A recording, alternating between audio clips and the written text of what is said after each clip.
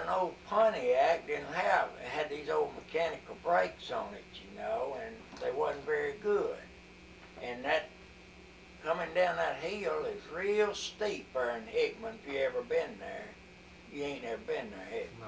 But anyway, that's coming right down just about like this mountain over here.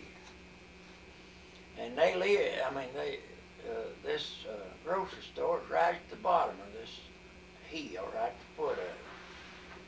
And we went up there, and the county court clerk was a woman. She's in Union City.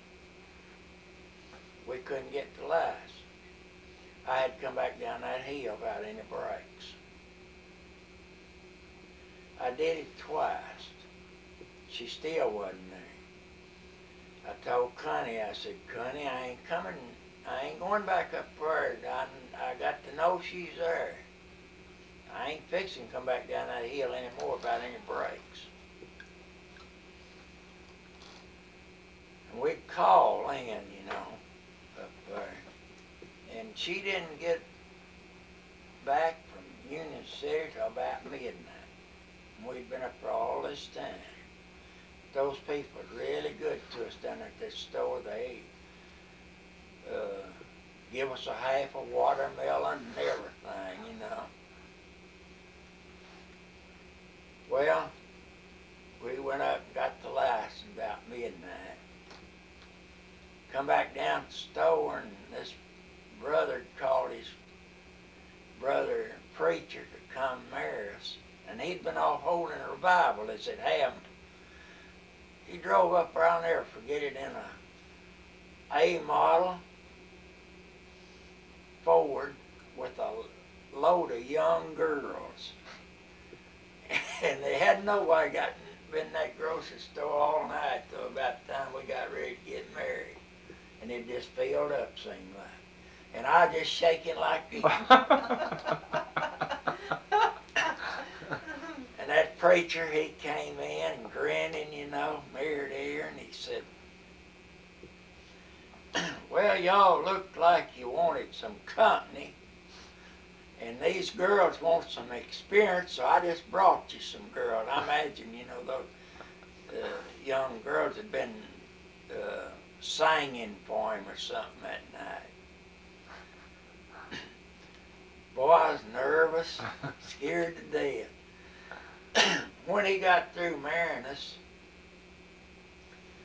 I reached my pocket, give him $1, and I said, preacher, I said, it ain't no need to ask you how much I owe you. I said, this is it. I said, this is all I got in the world. And it was. And one of us had 9 cents and one of us had 8 cents, and that's all money we had. Well, could you imagine somebody getting married and having that much money? But I did that morning have about $50, say, and $50 in is equal to 500 down here. So. But I bought me a new suit of clothes, new pair of shoes, a hat, new shirt, new tie, new belt, and filled my car up with gas. And that $1, I guess we ate some, maybe, you know, up there and all, spent some, but that $1's all I had in the world. And then we started home, got in Tiptonville and had a flat. Back then, didn't have tires much count on your car. Sorry, you know. I wouldn't start from here to up to Huntsville now with the tires I had to run then. And we had to fix that flat. Got home about 4 o'clock. And Miss Fox had always told me to have Mary home at 11 o'clock. We started up there, and I was sneaking along behind Mary, you know. I was scared to death. I just knew Miss Fox would get that old shotgun. If you know my mother, you would know why you were scared to death. She'd get that shotgun, boy.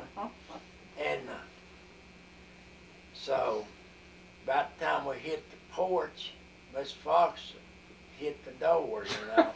And she started to let in on us.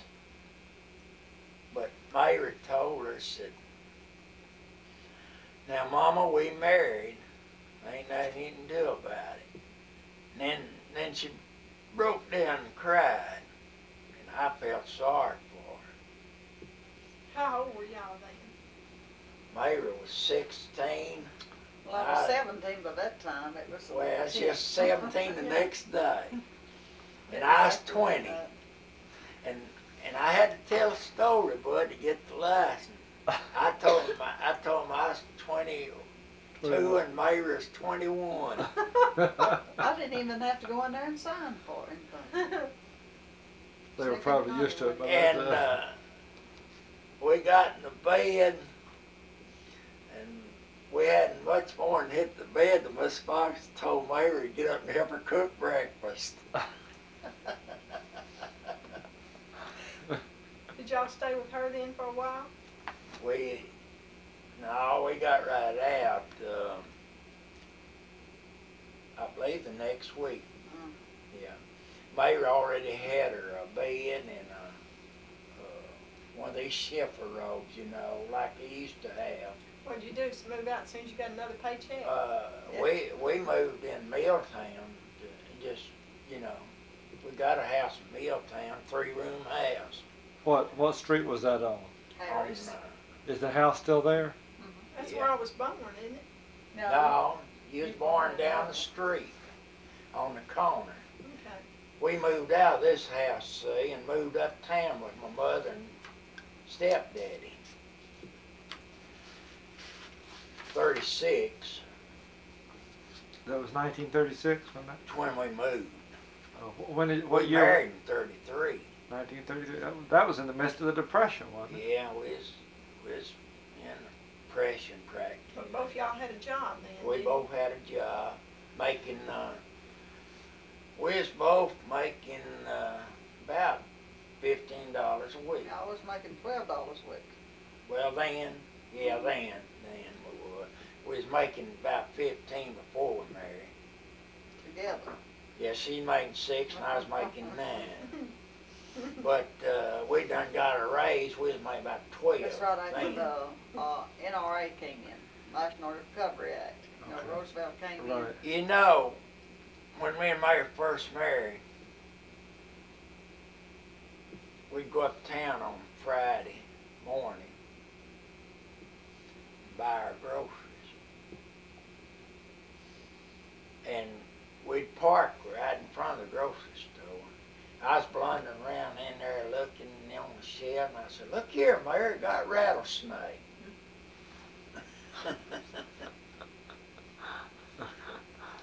The year that Brenda was born, well, as Nick was working, of course, I worked up until 27th of April, I believe, and she was born 22nd of July. And then after I quit, Miss Nick was working maybe 4 days a week on short time, and I had to kind of fix a budget. And I'd take $3 town, and I was on a diet too, and I'd take $3 town every week and buy groceries. On And have $3. enough groceries to last us all week, and me buying special things, you know. But I can tell fruit you vegetables. lots of experience we had.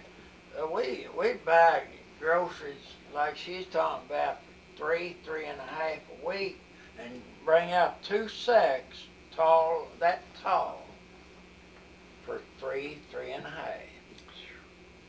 That's a different now and then, but we wasn't sugar was making nickel a much. pound, lard was nickel a pound. We even had to take scrip at one time from the mail, you know, and go to the store and cash it in for our groceries. That's how bad it got. Mr. Wheeler, in fact, he went broke one time, and he had a friend, you know, that loaned him some money, and he got started again. But he was Mr. really Wheeler good to us. Was the main man over The at the man, mill where the we main worked. man at the mill, he was really good to us. He'd have you know, they burn coal at the mill, and he'd have them to bring coal down there to furnish everybody in Milltown coal. And that's all we do. We'd go down there at the office and tell them we wanted 5 tons of coal, put us through the winter. And he'd have it hauled up there and put in our coal shed. Now, you lived on Harris, and then where'd you move from Harris? Moved up town from Harris. We bought, the last time we lived on Harris. Well, he's talking about the first time. You talking about after we first married and when we Right, moved, uh-huh. and then we moved. To where? We moved uptown then, up on Main Street, up over Tom Canada's Cafe. Of course, it's all Greek to you too, but I guess. But Is that building still there? it's right, yeah. They don't use it for, Cafe. you know, no, Yeah, it's not a restaurant no, it's there. not a restaurant there, and they don't use it for people to live in now Rental either. property.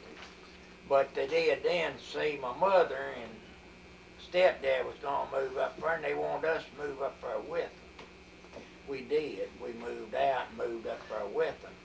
Now, your mother, that's Mama, that was Nell. Joanna Knight. Joanna Nell, okay, I'm sorry. Right. And see, we didn't like up there too well because it got awful hot in the summertime. Sure. You couldn't, you know, sleep for it, and then that cafe's right under you. And you'd go in there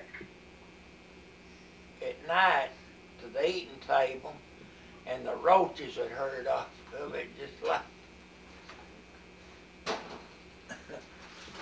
well, they would. I've been in a few of those places.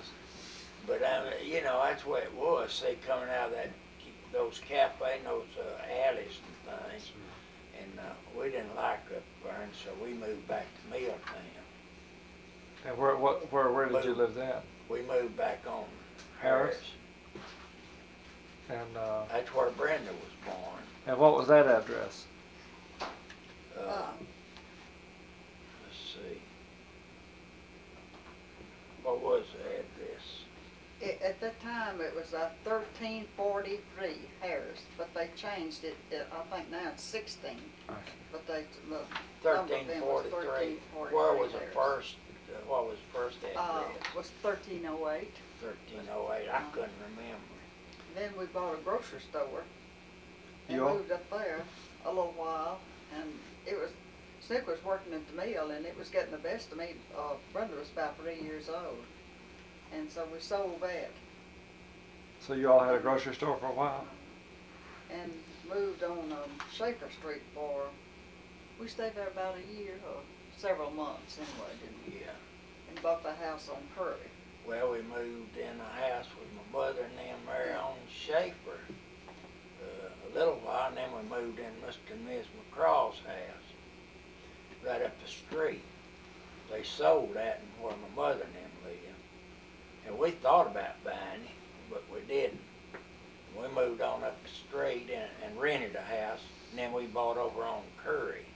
And that's where we raised our family mostly. Until you bought the house that you live now. Linda was born Yeah. then. Now, when Brenda was born, I hope they get down here and ask some questions. When Brenda was born, what did you think about her? Well, We was mighty proud of her. of course, we thought she was the prettiest one that ever was.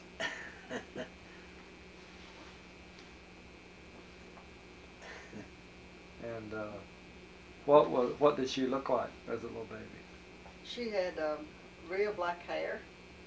We still got some of her baby pictures and Linda too, and you can't hardly tell them apart as babies. And, both of them had real long black They hair were- when they were born. I'll say, if it was there, they was both beautiful babies. What was Brenda like as a little baby? What did she get into things or what? No, not too much.